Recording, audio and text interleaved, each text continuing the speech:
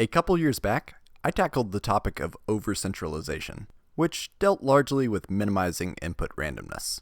This time, we are continuing with the St. Patrick's spirit and dealing with the other main form of randomness, output randomness. More specifically, this video is going to be dealing with Coinflip cards, outside of Arcana Force, which I already talked about in its own dedicated video. Coinflips seem like the most pure form of output randomness, a true 50-50, where you either win the flip or you don't. I know people will say that about any random event, that the odds of winning the lottery are 50-50. Either you win or you don't. But the odds of calling a successful coin toss result are, for all intents and purposes, actually 50-50. This changes when multiple coins are tossed, as the number of potential outcomes increases, and the odds change accordingly. So I will be dividing this video into three main segments: single, double, then triple coin flips, and then maybe a quick rundown to summarize my opinions on these gamble cards. Before we get to that though, I think it's important to mention two support cards: Second Coin Toss and Lucky Chance. Second Coin Toss does exactly what the name says, and once per turn, gives you one shot to redo a coin toss, or in the case where multiple coins are tossed, to redo all of them. That makes a 50-50 into a 75-25 in your favor. This applies a little bit differently for multiple coin toss cards, but the odds are still in your favor. Lucky Chance activates when a monster effect causes a coin to be tossed, and allows a 50-50 chance of drawing a card, which is limited to once per chain. I would say that the second coin toss is probably not worth running, since it's pretty limited use case, being limited to once per turn, and worse yet, half the time being totally unnecessary. Lucky Chance, on the other hand, has a little more potential, as drawing cards is a very strong effect. It is once per chain, not once per turn as well, so it's not unreasonable to get the chance to attempt to draw additional cards multiple times in the same turn, as convoluted as that sounds. It is a trap though, but this video is mostly concerned with the strength of effects and drawbacks, not necessarily the cards in general.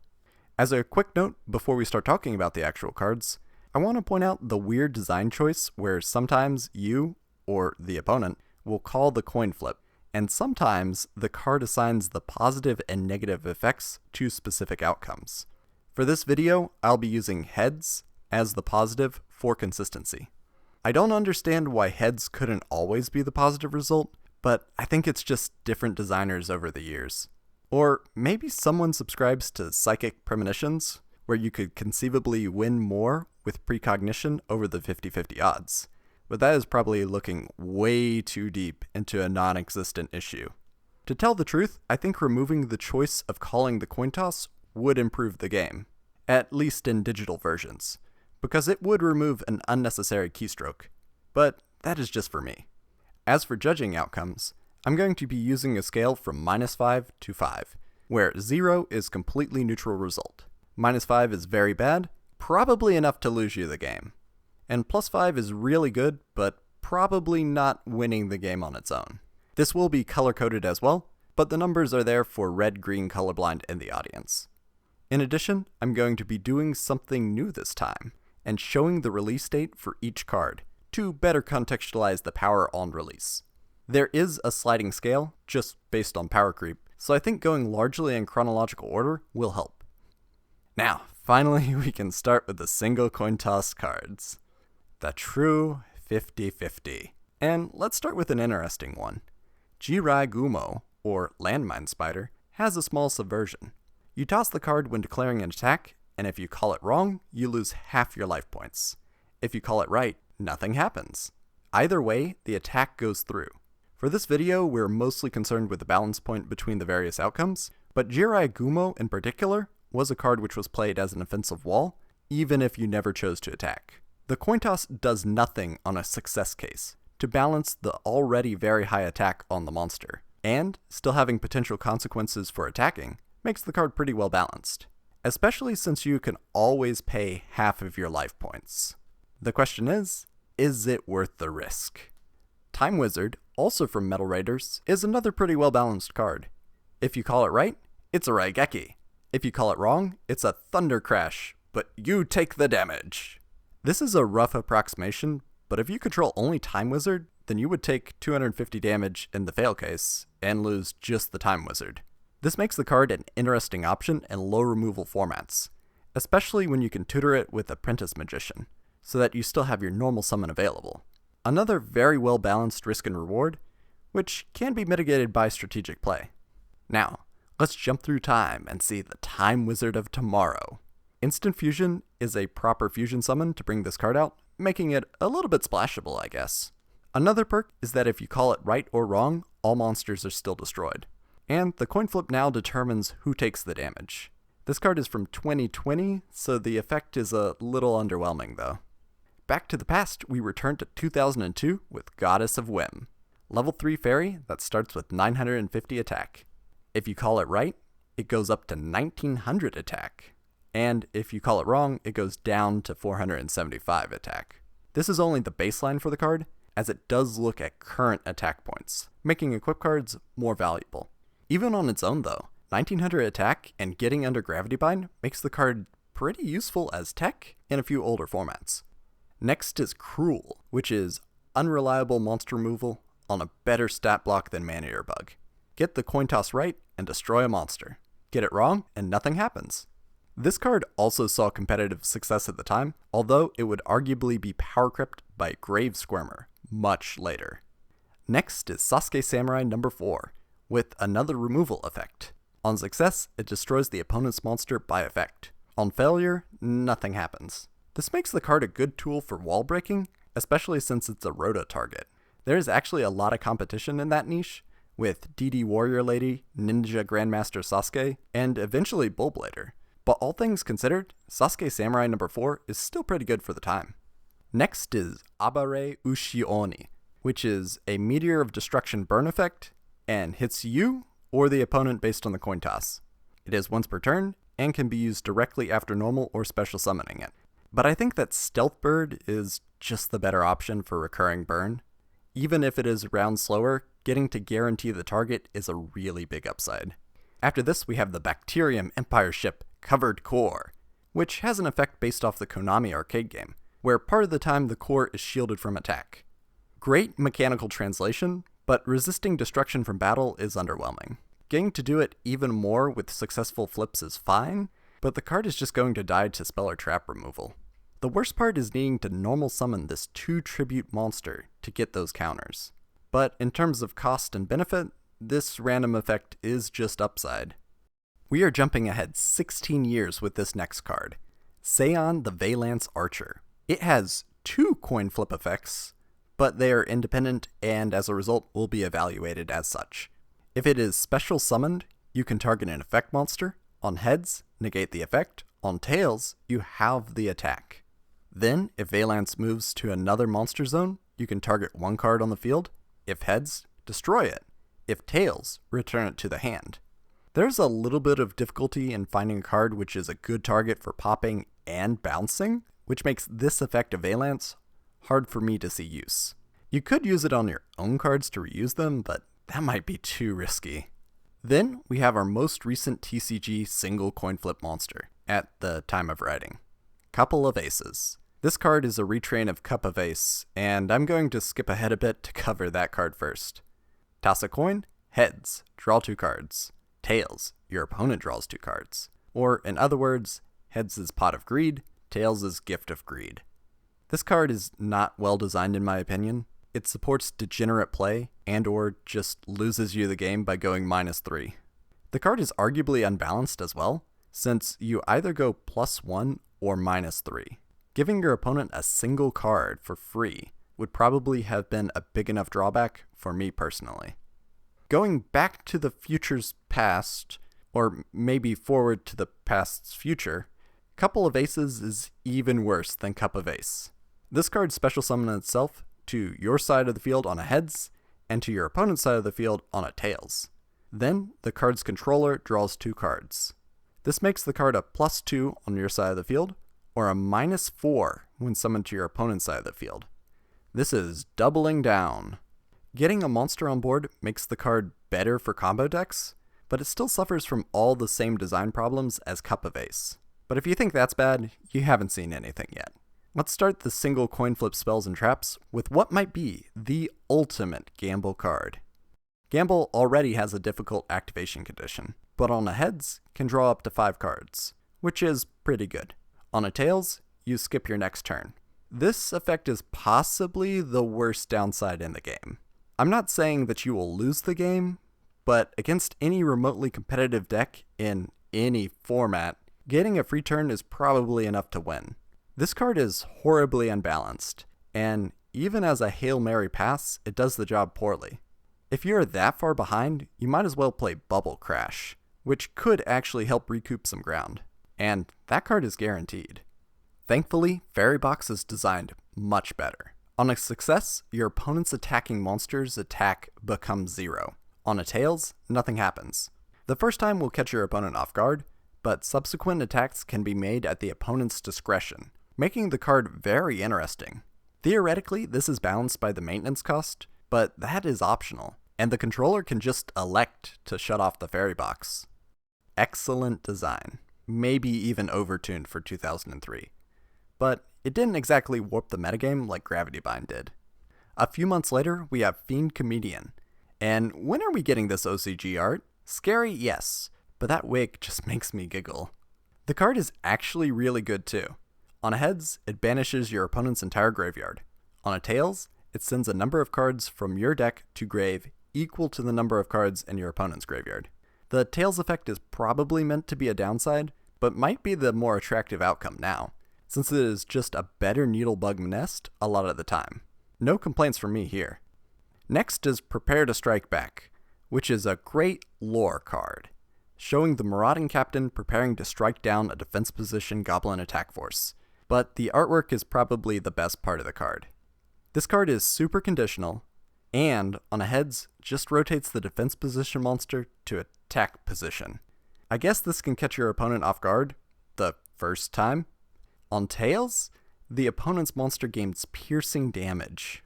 Final Attack Orders does pretty much the same thing, all the time, without a potential downside. Or, alternatively, Fairy Box might also work. The reward is just non-existent, and the risk is fairly bad on this one. Light Barrier is Arcana support, but also a coin flip card in itself. I know I said we're not going to, but this one needs to be said. Light Barrier also has a coin flip effect in itself, which happens during your standby phase. As a result, the turn you play the card, you get to choose the coin flip results, at least for your Arcana Force monsters. The Arcana Force monsters also gain a Guardian Angel Joan-like healing effect. The Tails outcome negates these effects. This is an upfront positive, followed by either continuing with that positive or doing nothing. Part of the reason I wanted to cover Light Barrier, though, was a rather recent card. Arcana Reading specifically references Light Barrier since that card only cares about monsters. This means that even when Light Barrier is negating itself, Arcana Reading is still online. Neat. On a heads, you can tutor for a coin flip card, except itself. On a tails, your opponent can tutor for any card in their deck. Pretty biased in favor of the opponent, but with a way to mitigate that risk on the random chance. I don't know. At least it has another effect to get a double summon on top of that, which is quite good. There is one more Arcana adjacent card on the list, and let's return to the past to talk about Tour of Doom. This card is Arcana themed, but not specific to the archetype, and maybe even has some competitive potential. Heads, your opponent cannot normal or flip summon until the end phase. Tails, you will be able to normal or flip summon during your next turn. In either case, this does not stop special summoning, so it's not a generic floodgate against the metagame, but can be used like a scalpel against decks which rely on the normal summon for combo starting. The restriction is also totally manageable, as there are a handful of decks which can function without their normal summon. When I say it out loud, it feels like this card might be a win more card though. Like, you go first, establish a board, and just insult your opponent with Tour of Doom. Still, I'm wondering if it has a niche somewhere in a much older format. Dark Sanctuary has a lot of text, mostly Forbidden Board related, but does have an effect which fits into any deck. Heads, you negate an attack, and burn your opponent for half the monster's attack. Getting half a magic cylinder is pretty good, especially since there is no downside. Does this power creep fairy box is the question. Head judging is a sneak peek for a future card. Your opponent flips the coin, so the results are the reverse of normal. If they hit a heads, head judging gets destroyed. On a tails, the monster effect is negated and control shifts to the opponent. The opponent's fail, or your win, state on this card is actually pretty high, potentially worth the risk of going -1. Last card in this section is Ancient Warrior Saga East by South Wins, which is a lot of text, and we haven't even gotten to the effect. This card self-destructs. Excellent. But that is the intended behavior, as the card will destroy itself after 2 rounds anyway. The Coinflip effect destroys it prematurely, which then triggers the effect to give a layer of protection to your Ancient Warriors, as well as giving them a popping effect. This effect is fine, but the way the card works is really weird to me. Before we get to the double coin toss cards, I want to bring up the edge case, which is the Paths of Destiny, which has a total of 4 outcomes since you and your opponent each flip a coin. On heads, the player gains 2,000 life points. On tails, the player loses 2,000 life points.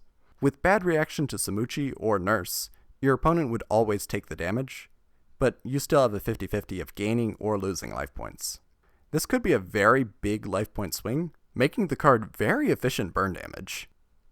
Now, let's get back to the proper double flip cards. I was actually surprised to realize that there are a few in this category. 2 coin flips supports 3 possible outcomes, with the single head result being twice as likely as the no heads and 2 heads result, individually.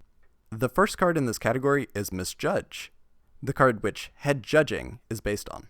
It has a 3/4 chance to do nothing, but a 1/4 chance of negating the first effect in a turn. This is the Doom Caliber Knight problem, where the opponent can just play around the negation effect. On the other hand, it is broader negation and does not self-destruct on use, making the card a little bit more attractive over the other fiend. Potentially, if you special summon it onto a big board, it gives you a tiny bit more protection. I guess this can hit hand traps as well. Big Win is weird, because it requires both players to flip coins. It's not like you're comparing results with your opponent, and there's no difference in probability between that and you flipping 2 coins. But maybe it's for flavor? On a double heads, all monsters become the declared level, which is something. Yeah, that exclamation mark, question mark combo in the card name is very appropriate. On a double tails, you can lose up to 6,000 life points. I just do not understand the use case for this card. And I forgot to mention, half the time, this card just does nothing. Last in this small card pool is Twin Barrel Dragon. On summon, target an opponent's card, then flip 2 coins. On 2 heads, destroy it. Very simple card, but pretty decent effect, especially since it triggers any way the monster is summoned. Twin Barrel Dragon is a step sibling to Barrel Dragon, which flows nicely into our final category of coin flip cards, the Triple Flippers. We continue to use the success notation of counting the number of heads. So 0, 1, 2, or 3 heads total. The statistical breakdown for this is 1/8 for 0 heads or 3 heads, 3/8 for 1 or 2 heads. This uneven distribution, biased against the extremes, is important to note when thinking about the results. In terms of gameplay, this allows for the 3 tails result to be much more punishing, and the 3 heads result to be much more lucrative, in theory. The 2 middle results are usually slightly bad in the case of 1 head, and slightly good in the case of 2 heads. Additionally, there is another coin toss support card that I want to bring up now. Proton Blast has an effect based on the number of heads results. This is a little bonus on top of getting the other effects, and all 3 options are positive, dealing a little burn damage, non-targeting destruction, and finally looking at the opponent's hand and discarding a card. The second effect is being able to treat all 3 results for a triple flip as heads, which is potentially even stronger, depending on what card is being used. So keep this card in mind when thinking about the ideal state for these triple flip coin toss cards. Now, back to the Barrel Dragon family reunion, starting with the original. This is tied for the oldest card in the video, but it has definitely left an impact. target an opponent's monster, then half the time destroy it. I do not understand why this is not a single coin flip. Still, it's a very decent removal option for the time. This card was succeeded by Blowback Dragon, which has a similar effect, but this time is able to hit spell or traps as well, and still has the same odds of success, but is now on a level 6. Not making it strictly better, but definitely an improvement in my opinion. Then, if you put the two cards together, you get a Gatling Dragon, which mixes the effect up a bit. This can backfire, but going +3 and cleaning out the opponent's board is very appealing. Next in the family line is the Toon incarnation, Toon Barrel Dragon. It has the normal Toon Summoning Sickness and direct attack effect, but now has the Blowback Dragon effect, which is weird. I'm not complaining, as this is the upgraded effect, but why Blowback? The card is searchable with Toon Table of Contents, and benefits from the Toon aesthetic. Finally, the censored TCG artwork is appropriate. Finally, the newest member of the Barrel Dragon family is Desperado Barrel Dragon, at least at the time of writing. First off, it has a convenient special summon effect. Then, instead of attacking with it, you can elect to toss a coin 3 times and pop face-up monsters up to the number of heads, which is pretty much just Gatling Dragon's effect. But, on a triple head result, you get to draw a card, which is just icing on the cake. On top of that, when sent to the graveyard, Desperado Barrel Dragon can add pretty much any other monster from this video from deck to hand, which is really fantastic. One of those cards which you can add from deck to hand is Sand Gambler, but why would you? It has a 1/8 chance of wiping your opponent's board, a 1/8 chance of wiping your board, and a 3/4 chance of doing nothing. I guess you could say that this was addressed in the retrain/upgrade or maybe rival card, Gambler of Legend. The triple heads still wipes your opponent's board, but now triple tails discards your whole hand, which may not even matter, or possibly enables Dark Worlds, I guess? It also has 2 new effects. 2 heads discards a random card from your opponent's hand, which is okay. 1 head destroys a card you control, which is not a terrible downside. Outside of the discard effect mix-up, I'm not convinced that this card is a net improvement over Sand Gambler. You are genuinely better off running Time Wizard, statistically. In the same set as Gambler of Legend is Chaos Neos, which does have a chaotic effect, even if it feels a little bit familiar. 3 heads wipes your opponent's board, seen that before. 2 heads negates your opponent's monster effects, okay? 1 head returns all monsters you control to the hand, which is just bad. The weird part to me is there is no effect for 0 heads, unlike the next card. There is one more triple flip card in the video, and that is Lucky Punch, which has one of my favorite card artworks, period. You go, Rescue Rabbit. The activation condition requires your opponent to attack, which is not great. Then, for the coin flip effect, 3 heads allows you to draw 3 cards. Yay! For triple tails, Lucky Punch is destroyed. The problem is that when the face-up card is destroyed, by any means, so not just being unlucky, you lose 6,000 life points. This is actually the same problem as Destructive Draw, but at least that card's name lets you know ahead of time. That is all the single, double, and triple coin flip cards. But I lied earlier, as there is one more card to talk about.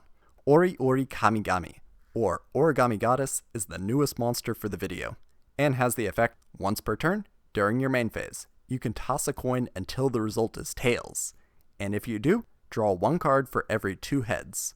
Each time a coin tossing effect resolves while this monster is on the field, double this card's attack for each heads from that effect. The first effect is card draw, maybe even drawing multiple cards if the stars align. But then there is the other effect. Doubling the monster's attack 7 times is enough for an OTK, especially if you combine it with Opti Camouflage Armor, and maybe reinforce it with a few other coin flip cards as well. This is pretty unlikely, but also pretty cool. To summarize my feelings about the cards, I'm going to go ahead and make a quick tier list. There's more nuance than just A through F grading though. Competitively speaking, the best gamble cards have positive outcomes without negatives or drawbacks. Beneath that are good cards where the risk and reward are evenly balanced, or in which the fail state can be properly mitigated through strategic play.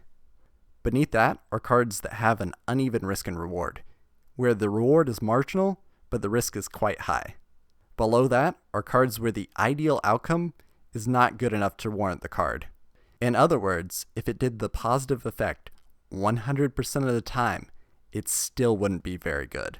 I do want to point out that these cards often still come with a downside, but just the underwhelming positive effect is enough to land them in this lower tier.